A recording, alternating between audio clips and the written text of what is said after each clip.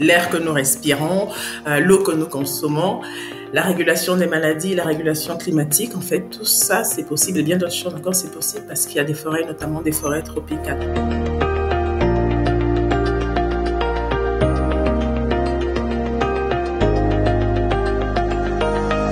Il faut se mobiliser pour les forêts tropicales parce que c'est des écosystèmes merveilleux. Les forêts hébergent 60% de la biodiversité connue et je ne parle même pas des espèces qui ne sont pas encore connues.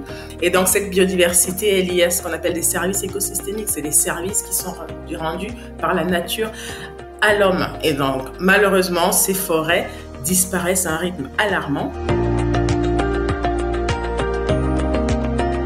On estime qu'il y a environ 1,6 milliard de personnes qui dépendent des forêts pour assurer leur subsistance, et notamment 70 millions de populations autochtones. Par exemple, ici au Guatemala, j'ai la chance d'interagir avec des peuples de la forêt et ils vivent dans ce qu'on appelle la selva maya. Alors la selva maya, c'est extraordinaire parce que c'est la forêt tropicale avec cette richesse en arbres, en flore, en faune, mais surtout c'est une culture, c'est les descendants de la civilisation maya qui est une civilisation millénaire. C'est des personnes qui connaissent la forêt, qui utilisent la forêt et qui ont un proverbe qui dit « ceux qui s'utilisent se conservent ». Donc c'est parce qu'ils utilisent ces forêts, c'est parce qu'ils vivent dans ces forêts qu'ils arrivent à les gérer de manière durable. Et donc pour ces personnes, la disparition des forêts est dramatique. Il est urgent d'inclure ces hommes et ces femmes dans tous les compromis, dans toutes les actions qu'on va décider à échelle globale. Il faudrait que ces compromis soient accompagnés d'actions d'amélioration des conditions de vie de ces populations.